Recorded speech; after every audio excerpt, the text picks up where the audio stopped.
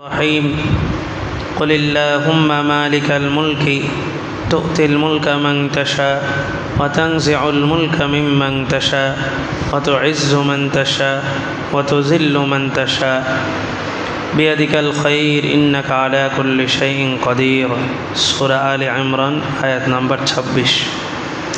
পিছনে আলোচনা গেছিল যাদেরকে কিতাবের ইলম দেওয়া হয়েছে তারা কিতাব থেকে দূরে সরেছে এবং মুখ ফিরিয়ে নিয়েছে। আল্লাহ বলেন যালিকা বিআন্নাহুম, এটা এজন্যই ক্বালু, তারা বলতো লান তামাসসানান নারু ইল্লা আইয়ামাম মা'দুদাত, যে আখিরাতে আমাদেরকে আগুন স্পর্শ করবে অল্প কিছু দিনের জন্য। ওয়াগাররাহুম ফি দীনিহিম মা কানু ইফতারুন, আল্লাহ বলেন তারা যে উদ্ভট চিন্তা ভাবনা করে, যে মিথ্যা রটনা রটায়, তাদের দ্বীনের ব্যাপারে তারা ধোঁকায় আছে। ফাকাইফা ইযা জামা'নাহুম লিয়াউমিন লা রাইবা ফি, কেমন হবে যেদিন আমি তাদেরকে একত্রিত করব এবং সেই দিনের ব্যাপারে কোনো সন্দেহ নেই। কেন একত্রিত করা হবে? ওফিয়াত কুল্লু নাফসিম মা কাসাবাত ওয়া হুম লা ইউজলামুন, প্রত্যেকটা মানুষকে তার কামাই পরিপূর্ণ করে দেওয়া হবে, বিন্দু পরিমাণও তাদের উপরে জুলুম করা হবে না। সামনের আয়াত থেকে আল্লাহ বলতেছেন যে তারা আগের যে কিতাবগুলো দেওয়া হয়েছে, কিতাবের ইলম থাকা সত্ত্বেও তারা সত্যটাকে প্রত্যাখ্যান করেছে। কেন? সম্মানের জন্য, রাজত্বের জন্য, ক্ষমতার জন্য। জানতো এটা সত্য, কিন্তু এটা মানে নেই। কেন? এটা মানলে সম্মান চলে যাবে। আবু তালেব, রাসূলের চাচা, তারিখ ইবনে হিশামের মধ্যে আসছে রাসূলুল্লাহ সাল্লাল্লাহু আলাইহি ওয়াসাল্লাম পুরা শরীরের মধ্যে লালা মাখছেন, লালা, রাসূলের থুতু মোবারক। শুধুমাত্র কেন? কালিমা পড়ানোর জন্য, যে একবার শুধু বলেন লা ইলাহা ইল্লাল্লাহ মুহাম্মাদুর রাসূলুল্লাহ, আমি আখিরাতে আপনার পক্ষে সুপারিশ করব। আপন চাচা যেহেতু অস্থির হয়ে গেছেন, রাসূল কানের কাছে গেছেন, যে কানে কানে বলছেন যে চাচা আপনি শুধু আমার কানে বলেন, কেউ শুনবে না। আল্লাহ আয়াত নাজিল করছেন সূরা কাহফের, ফালা আল্লাকা বাখিউন নাফসাকা আলা আসারিহিম ইল্লাম ইউমিনু বিহাদাল হাদিস আসাফা, হে রসুল, একজন মানুষ ঈমান আনতেছে না, এর উপরে কি আপনি নিজের জান কোরবান করে দিবেন? মানে এতটাই অস্থির হয়ে গেছে। তারপরে আল্লাহ তাআলা বলছেন ইন্নাকা লা তাহদি মান আহবাবতা ওয়ালাকিন্নাল্লাহা ইয়াহদি মান ইয়াশা, হেদায়েত আপনি চাইলেই দিতে পারবেন না, হেদায়েত আল্লাহর হাতে। আল্লাহ যার ব্যাপারে সিদ্ধান্ত নেবেন তাকেই আল্লাহ তাআলা হেদায়েত দিবেন। আপনি নবী, আপনি চেষ্টা করবেন, কিন্তু হেদায়েতের চাবিকাঠি আপনার হাতে দেওয়া হয়নি। আবু তালেব কি বলল যে ভাতিজা, আমি জানি তুমি সত্য, আমি জানি তোমার কালিমা সত্য, তোমার ব্যাপারে 3 জন রাহেব, 3 জন পাদ্রী তোমার শৈশবেই তোমার নবুয়তের সুসংবাদ আমাকে দিছে, আমি জানি তুমি সত্য নবী। কিন্তু ভাতিজা, যদি তোমার কালিমা যদি আমি স্বীকার করি, তো আমার এই নেতৃবৃন্দ যারা আছে তারা আমাকে ভৎসনা করবে, অভিশাপ করবে মৃত্যুর পরে, যে বাপ দাদার ধর্ম ত্যাগ করে মুহাম্মদের ধর্মান্ধ হয়ে গেছে। শুধুমাত্র এই মানুষের তিরস্কার থেকে বাঁচার জন্য সে কি করে নাই? কালিমা পড়ে নাই। তো ওই যুগেরও যত আলেম ছিল তাওরাতের এবং জাবুর, ইনজিলের, তারাও সত্যটা জানছে, জানার পরেও মুখ ফিরিয়ে নিছে। কেন? যে এখন যদি সত্য প্রকাশ করা হয় তো সবাই মুহাম্মদের দিকে ঝুঁকে যাবে, আমাদের দিকে কেউ ঝুঁকবে না। বাইজিদ বুস্তামি রহমাতুল্লাহ আলাইহির ঘটনা শুনেছিলাম যে 62টা প্রশ্ন করা হয়েছে, উনি 62টা প্রশ্নের জবাব দিয়েছেন। এরপর উনি ওই খ্রিস্টান পোপকে একটা প্রশ্ন করছেন, শুধুমাত্র একটা। কি প্রশ্ন? যে তুমি বলো আসমান এবং জমিনের চাবিকাঠি কোন জিনিসের মধ্যে আল্লাহ রাখছেন? আসমান মানে জান্নাত, জমিন মানে জাহান্নাম। আসমান মানে জান্নাত পাওয়া, জমিন মানে জাহান্নাম থেকে বাঁচা। এই দুইয়ের সফলতার চাবিকাঠি আল্লাহ তাআলা কিসের মধ্যে রাখছেন? তো সে 62টা প্রশ্ন করছে, বাইজিদ বুস্তামি 62টার জবাব দিছে। পোপকে যখন একটা প্রশ্ন করছে, পোপ লাজবাব হয়ে গেছে, চুপচাপ, পিনপতন, নীরবতা। তো সেখানে 5 লক্ষ খ্রিস্টান ছিল, তারা বলল যে আপনি 62টা প্রশ্ন করছেন, সে 62টার জবাব দিছে, সে একটা প্রশ্ন করলে আপনি জবাব দিচ্ছেন না কেন? তো বলে যে জবাব আছে, জবাব যদি আমি দিই তো তোমরা কেউ আমার দলে আর থাকবা না, সবাই তার দলে চলে যাবে। তো বলে যদি সত্যি হয় তার ধর্ম, তার দল যদি সত্য হয় তো আমরা তো সত্য তালাশ করতেছি, আর যদি তার ধর্ম মিথ্যা হয় তো এতদিন আমরা আপনার সাথে ছিলাম, আপনি এই জবাব দেওয়ার পরও আমরা আপনার সাথেই থাকব। তবে আমরা চাই আমাদেরকে আপনার সত্যের পথে দিক নির্দেশনা দেন। তখন ওই পোপ বলছে যে আসমান জমিনের চাবিকাঠি, সফলতার চাবিকাঠি আল্লাহ তাআলা একমাত্র কালিমার মধ্যে রাখছেন লা ইলাহা ইল্লাল্লাহ মুহাম্মাদুর রাসূলুল্লাহ। তৎক্ষণাৎ সেখানে 5 লক্ষ খ্রিস্টান মুসলমান হয়ে গেছে। তো মূলত সত্যটাকে প্রত্যাখ্যান করার কারণ হইল যে সম্মান থাকবে না, ইজ্জত থাকবে না। এতদিন এই কাজটা করছি, এখন যদি বলি যে এই কাজটা আসলে শরীয়ত সম্মত না, এতদিন নবীর নূর বলে আসছি, নবীর জন্মদিনে নামাজ নাই, রোজা নাই, ঢোল তবলা বাজায় আসছি, এখন কোরআন হাদিসের সব কিছু জানছে, জানার পরে যদি বলে যে না 12ই রবিউল আউয়াল নাই, তো ইজ্জত সম্মান থাকবে? থাকবে না। তো সে কি করে? ওইটার পক্ষেই মিথ্যা খোড়া যুক্তিগুলো সে দাঁড় করায়। তো মানুষ সত্যকে প্রত্যাখ্যান করে 2 কারণে, একটা হচ্ছে ইজ্জত সম্মানের জন্য, আরেকটা হচ্ছে রাজত্ব, ক্ষমতা। এখন একজন নেতা বলল যে আসলে আমি যেই দল করি ওই দল কিসের উপরে আছে? ভুলের উপরে আছে, ওই নেতার গদি থাকবে, তৎক্ষণাৎ তার গদি শেষ। যারাই স্রোতের বিপরীতে যায় দাঁড়াইছে, যেই দলই করুক, যখনই সত্য প্রকাশ করে দিছে সে আর এই দেশের মাটিতে টিকতে পারেনি। তাকে কে সরাইছে? তার দলের লোকেরাই সরাইছে। যখনই আপনি বলবেন যে আমার দল ভুলের উপরে আছে, তো অন্য দল আপনাকে সাপোর্ট করুক না করুক, আপনার দল আপনার বিরোধিতা করবে, এটা নিশ্চিত। তো এই প্রত্যাখ্যান সত্যকে যখনই গ্রহণ করছে, আল্লাহ রসুলের এই মক্কার জীবনীতে কষ্ট দিছে কারা? কুরাইশ বংশ, আবু জেহেল, আবুল হাবেরা কারা? আল্লাহ রসুলের চাচা সম্পর্কে। তো সত্য যখন বলছে, আপন ঘর থেকেই সর্বপ্রথম বিরোধিতা শুরু হয়েছে। এই জন্যই আল্লাহ তাআলা প্রথমেই দাওয়াত শুরু করছেন ওয়া আনজির আশিরাতাকাল আকরাবিন। এতদিন গোপনে দাওয়াত দিয়েছেন, এখন প্রকাশ্যে দাওয়াত দেন। তো হক মানেই হচ্ছে এটা বাধাগ্রস্ত হবে, এটা সোজা চলে যাবে এত সহজ না, এটা বাধাগ্রস্ত হবে। গায়রিল মাগদুবি আলাইহিম, ডান দিক থেকে বাধা দিবে, ওয়ালাদ-দাল্লিন, বাম দিক থেকে বাধা দিবে। সব বাধা উপেক্ষা করে মাঝখান দিয়ে চলে যাওয়ার নামই হচ্ছে সিরাতে মুস্তাকিম। আল্লাহ বলেন তারা যে সম্মান আর রাজত্বের জন্য হক সত্যকে প্রত্যাখ্যান করছে, হে রসুল আপনি তাদেরকে বলেন, কুল, আপনি বলুন, আল্লাহুম্মা মালিকাল মুলক, আমার আল্লাহই রাজত্বের অধিকারী, রাজত্ব একমাত্র আমার হাতে। তুতিল মুলকা মান তাশা, আল্লাহ যাকে চান তাকে ক্ষমতা দান করেন। ওয়াতানজিউল মুলকা মিম্মান তাশা, যার থেকে চান ক্ষমতা ছিনিয়ে আনেন। এটা আল্লাহর হাতে। আল্লাহ কখনো মুসলমানকে পুরস্কার হিসাবে দেয় যে তুমি অনেক কষ্ট করছো, নাও তোমার প্রতিদান হিসাবে তুমি কিছুদিন রাজত্ব চালাও। আবার কখনো কখনো মুসলমানদের হাতে আল্লাহ তাআলা খেলাফত, হুকুমত, রাজত্ব দেন পরীক্ষা করার জন্য, দেখি তুমি কি করো, তুমি রাজত্ব পাওয়ার পরে কি করো। তো একক ছত্র মালিকানা পৃথিবীর বুকে আল্লাহ তাআলা 4 জনকে দিছিলেন, 2 জন মুসলমান, 2 জন অন্য ধর্মাবলম্বী। মুসলমানদের 2 জনের মধ্যে সুলাইমান আলাইহিস সালাম এবং যুলকারনাইন, বাদশাহ যুলকারনাইন, এই 2 জনকে আল্লাহ তাআলা খেলাফত দিয়েছেন। পুরা পৃথিবীর একক ছত্র মালিকানা, মানে পুরা পৃথিবী এককভাবে শাসন করছেন এই 2 জন। যুলকারনাইন, ওনার ব্যাপারে সূরা কাহফের মধ্যে আলোচনা আসছে। ইয়াজুজ মাজুজের যে প্রাচীরটা নির্মাণ করা হয়েছে, এটা যুলকারনাইন আলাইহিস সালাম নির্মাণ করছেন। উনি নবী ছিলেন না বাদশাহ ছিলেন, মতানৈক্য আছে। তবে অনেকেই বলছে কোরআনে যেহেতু নাম আসছে সেই হিসাব থেকে উনি কী ছিলেন? নবী ছিলেন। আর 2 জন ছিলেন অন্য ধর্মাবলম্বী খ্রিস্টান। একজনের নাম হচ্ছে বুখতে নাসর, আরেকজন হচ্ছে কারুন। বুখতে নাসর এবং নমরুদ, এই 2 জনকে আল্লাহ তাআলা পুরা পৃথিবীর একক ছত্র মালিকানা দিয়েছিলেন।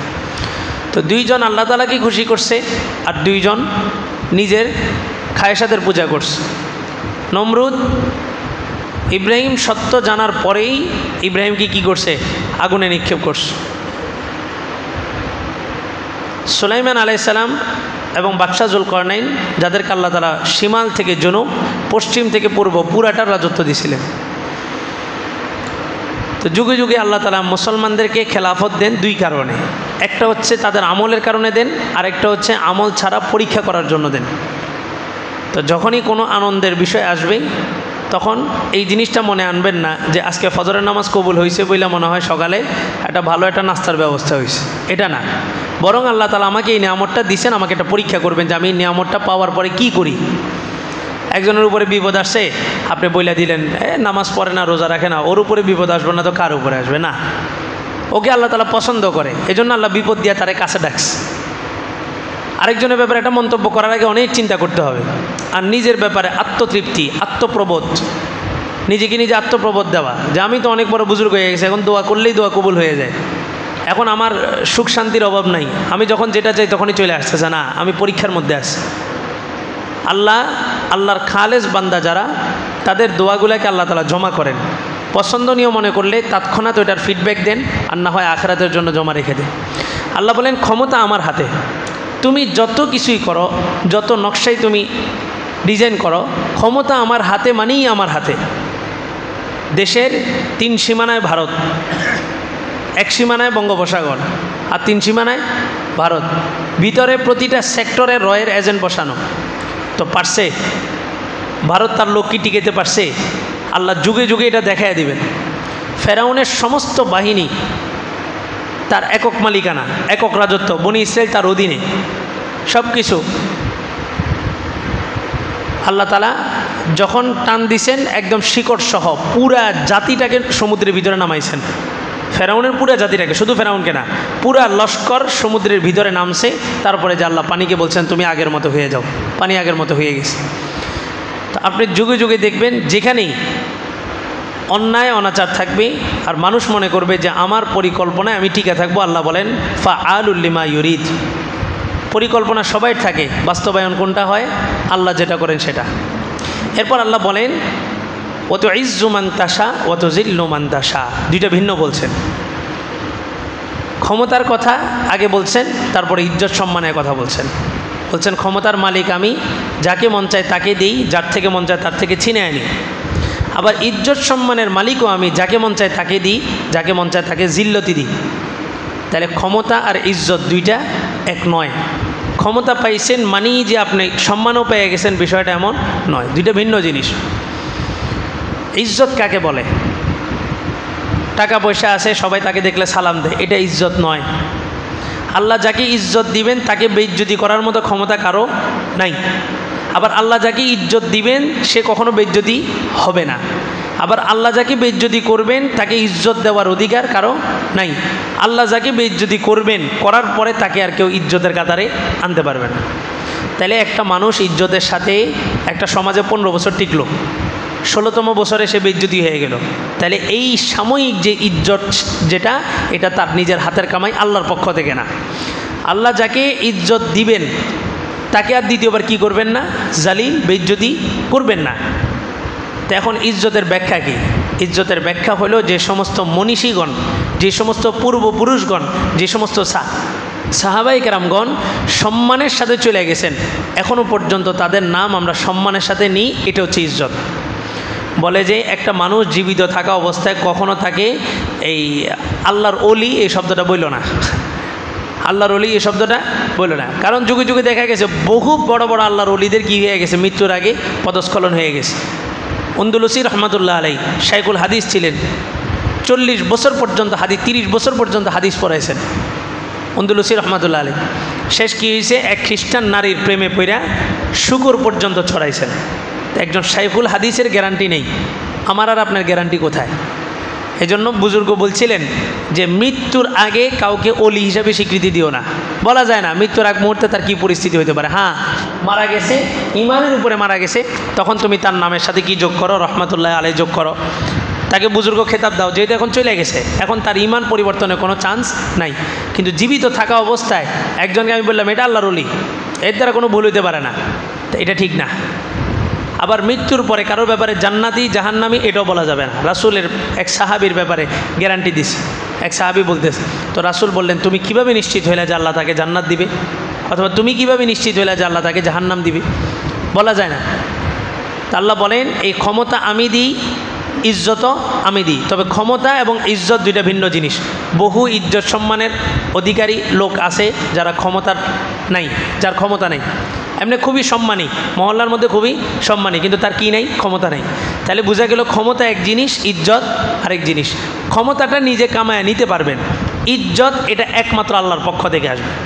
আপনার ভয়ে আজকে যারা আপনাকে সালাম দিতেছে ভয়ের কারণে, তো তারা আপনার পিছনে কিন্তু আপনাকে গালিও দিতেছে। আজকে আপনার প্রভাবের কারণে যারা আপনাকে সেলুট দিতেছে, আপনার মৃত্যুর পরে তারা আপনাকে লানত অভিশাপ করবে। ক্ষমতাটা আপনি নিজের পলিসিতে নিতে পারেন, তবে মনে রাখবেন ইজ্জত কখনোই আপনি নিজে হাতে নিতে পারবেন না, এটা আল্লাহ দিবে। আল্লাহ একজন মানুষের ভিতরে আপনি দাঁড় করায় দিছে চটকানা, সালাম দিলি না কেন, মানে উনি ওনার সম্মান নিজে চায় নিতেছে।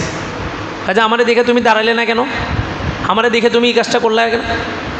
বুজুর্গ হাইটে যেতেছে, শেখ সাদির ঘটনা মনে হয়, অথবা ইবনে সিনান রহমাতুল্লাহ আলাই, যিনি ডাক্তারি বিদ্যা আবিষ্কার করছিলেন, উনি একদিন বাসায় যায় ওনার যে ওষুধের তাক আছে, তো একটা তাকের মধ্যে ওষুধ আছে যে পাগল হয়ে গেলে ওই ওষুধগুলো খাওয়ানো হয়, তো উনি ওই তাক থেকে ওষুধ নিয়ে এক ফোঁটা ওষুধ খেয়েছেন।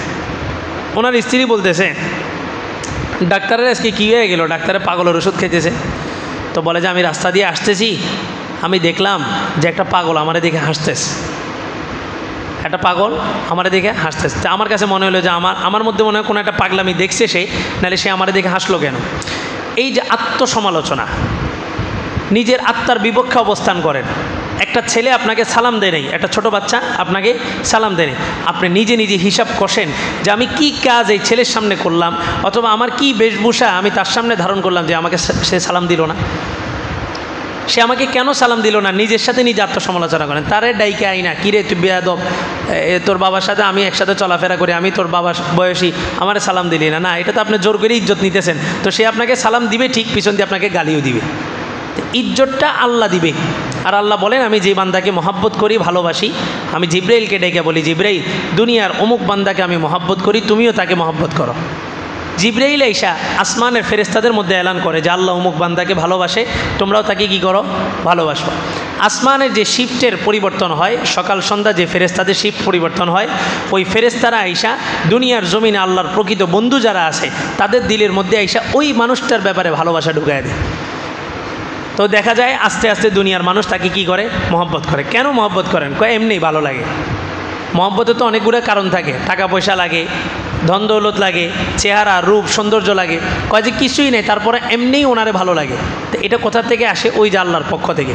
এই জন্য ক্ষমতা আপনি পলিসি করে নিতে পারবেন, ক্ষমতা 5 বছরের জন্য 10 বছরের জন্য আপনার টেকনিক খাটায় নিতে পারবেন, কিন্তু ইজ্জত যেটা, এটা আপনি নিতে যাবেন বেইজ্জতি হবেন। ওই যে বললাম জোর করে সালাম নিছেন, পিছন দিয়ে সে আপনার কি দিছে, গালি দিছে। এজন্য ইজ্জত এটা একমাত্র আল্লাহ তাআলাই দিবে। আমাদের ওস্তাদরা আমাদেরকে একটা দোয়া শিখাইছেন, দোয়াটা হইল আল্লাহুম্মা জাআলনি ফি আইনি সগীরা ওয়া জাআলনি ফি আয়ুনিন নাসি কাবীরা। এটা একটা ইজ্জত সম্মানের দোয়া। অর্থ কি, আল্লাহ আপনি আমার চোখে আমাকে ছোট বানায় দেন, আমার চোখে আমাকে ছোট বানায় দেন, মানুষের চোখে আপনি আমাকে বড় বানায় দেন। বাংলা পারলে বাংলা বলবেন। নিজের চোখে নিজে যখন ছোট হবেন দেখবেন কোনো দ্বন্দ্ব নেই। আপনার স্ত্রী আপনার সাথে কথা বলছে, মুখের উপরে কথা বলছে, তো আপনার রাগ উঠছে কেন, আপনি নিজেকে বড় মনে করেন। আপনার রাগটা উঠছে কেন, আপনি নিজেকে বড় মনে করেন। এত বড় সাহস, তুমি আমার উপরে কথা বলছো, মানে আমি তোমার থেকে বড়। একই কথা স্ত্রী তো সুন্দরভাবে বলছে, সকালে অফিসে গেছেন, অফিসে বস আপনার মা বাপ 14 গোষ্ঠী নিয়ে গালি দিয়ে কথা বলছে, আপনি কি চোখ উঠাইতে পারছেন, পারেন নাই। কেন, আপনি ওখানে নিজেকে কি মনে করছেন, ছোট মনে করছেন। স্ত্রীর কথাগুলাই বসে আপনার মা বাপ 14 গোষ্ঠী নিয়ে গালি দিয়ে তারপরে বলছে, কিন্তু আপনার সাহস হয়েছে বসের বিপক্ষে কোনো অবস্থান নিতে, কেন পারেন নাই, কেন, ওইখানে আপনি নিজেকে ছোট মনে করছেন। আর স্ত্রীর কাছে আইসা দুর্বল নারী, যাকে আপনার হাড্ডি থেকে বানানো হয়েছে, এরকম একটা দুর্বল নারীর উপরে আপনি চড়া হয়েছেন কেন, আপনি নিজেকে কি মনে করছেন, বড় মনে করছেন। আমার উপরে কথা বলছে, আমার সাথে কথা বলছে, আমার মুখের উপরে কথা বলছে, এজন্য নিজেকে নিজে সব জায়গায় ছোট মনে করেন। আরে কি হয়েছে, একটা ছেলে আমাকে সালাম দেয় নাই, আপনার মাথা ব্যথা উঠে গেছে। একটা ছেলে আজকে কত অমুকের ছেলে, আমি চিনি, তার বাপেরই চিনি, দাদারে চিনি, ও আমারে সালাম দেয় নাই। আরে ও আপনাকে কেন সালাম দিবে, আপনি তাকে সালাম দিবেন। রাসূল তো ছোটোদেরকে সালাম দিস, রাসূলকে কেউ কোনো দিন আগে সালাম দিতে পারে না। এক সাহাবী বলে যে আমি গাছের পিছনে দাঁড়ায় রয়েছি, আজকে রাসূলকে আগে সালাম দিব। রাসূল আসছেন, উনি লাফ দিয়ে বেরিয়েছে, ওনার জবান বন্ধ হয়ে গেছে, উনি আর সালাম দিতে পারেন না। রাসূল বললেন আসসালামু আলাইকুম, ওনার জবান খুলে গেছে, উনি বললেন যে ওয়ালাইকুম আসসালাম। মানে এটা একটা আল্লাহর একটা কুদরত ছিল। আপনি চেষ্টা করবেন যে কেউ যেন আপনাকে, আপনার আগে কেউ সালাম না দিতে যেন না পারে, আপনি সবার আগে সালাম দিবেন। সালাম দিলে কি হয়, অহংকার মুক্ত হয়। তা আপনি তো সালাম দেন নাই কেন, ভিতরে ওই যে বসে আছে আমি বড়, আমি কীভাবে সালাম। একটা বাচ্চা এই গত বছর না তার আগের বছরের কথা, স্কুলে পড়ে, মানে সমাজের একটা চিত্র আমার কাছে উপলব্ধি হইলো আর কি। স্কুলের একটা ছেলে 12-14 বছর, আমি নামাজের জন্য আসতেছি, ও যাইতেছে, আমি বললাম যে আসসালামু আলাইকুম রহমতুল্লাহ। ও দাঁড়ায় গেছে, ও দাঁড়ায় বলছে হুজুর কিছু বলবেন। মানে হুজুর কি আবার সালাম দেয় নাকি, হুজুর সালাম দিয়েছে মানে হুজুরতে কিছু বলবে। সমাজের হুজুররা কি সালাম দেয় নাকি? হুজুরদেরকে তো সালাম দিতে হয়। এখন আমি ওরে সালাম দেওয়াতে ও দাঁড়ায় গেছে, ও বলতেছে হুজুর আমাকে কিছু বলবেন, মানে ও থতমত খেয়ে গেছে, কিন্তু হুজুর আজকে আমার হঠাৎ সালাম দিল। তো মানে সালাম না দিতে না দিতে এমন হয়ে গেছে, এখন মনে করে যে সালাম দিছে মানে কোনো না কোনো কারণেই সালাম দিছে, এমনি এমনি সালাম দেন। তো এই জন্য দোয়াটা করবেন, আল্লাহুম্মা জাআলনি ফি আইনি সগীরা ওয়া জাআলনি ফি আয়ুনিন নাসি কাবীরা। আল্লাহ আপনি আমার চোখে আমাকে ছোট বানায় দেন। নিজের দোষগুলো নিজে খুঁজে খুঁজে বের করবেন, দেখবেন আপনি ছোট। আপনি কিসের থেকে তৈরি ভাবেন, 10 মিনিট ভাবেন আপনি কোন জিনিস থেকে তৈরি, আপনি ছোট হয়ে গেছেন। আপনি মরার পরে কি হবেন আপনি ভাবেন, আপনি ছোট হয়ে গেছেন। শেখ বাইজিদ বুস্তামি অথবা হাসান বসরি রহমাতুল্লাহ আলাইহির যুগের একটা ঘটনা। এক নারীর প্রতি এক বুজুর্গ আসক্তি হয়েছে, প্রেমের আসক্ত। তো ওই বুজুর্গের কথা এটা পাশের আরেকজন বুজুর্গ জানছেন, যাই না ওনাকে সামনে নিয়ে গেছেন, নিয়ে একটা ওষুধ খাওয়াই দিয়েছেন। ওই যে ডায়রিয়া হওয়ার একটা ওষুধ মেয়েকে খাওয়াই দিয়েছে। খাওয়ানোর পরে মেয়ের ডায়রিয়া শুরু হয়েছে, একদম সুখে মেয়ে, একবার মানে কথা বলার মতো পরিস্থিতি নেই। তো ওই বুজুর্গকে বলতেছে, কয় এখন কি আর ভালোবাসা আছে? কয় না, হঠাৎ করে কেমন যেন একটা ঘৃণা বসে গেছে। কয় যে তোমার ভালোবাসা ওই শুধুমাত্র মলের উপরে ছিল, মল যে মলটা তার থেকে বের হয়েছে এই মলের উপরেই তোমার ভালোবাসা ছিল, আর কিছুই না। তো এই জন্য আল্লাহর কাছে দোয়া করবেন যে আল্লাহ আপনি আমাকে কি বানায় দেন, ছোট বানায় দেন। আমার চোখে আমাকে ছোট বানায় দেন, মানুষের চোখে আমাকে বড় বানায় দেন। আল্লাহ তাআলা যে কথাগুলো বলা হয়েছে বলনেওয়ালা শুননেওয়ালা সকলকে আমল করার তৌফিক দান করুন। তাবলীগ জামাত আসছে, আপনাদের বয়ান আছে না? যাদের সময় হয় একটু বসে।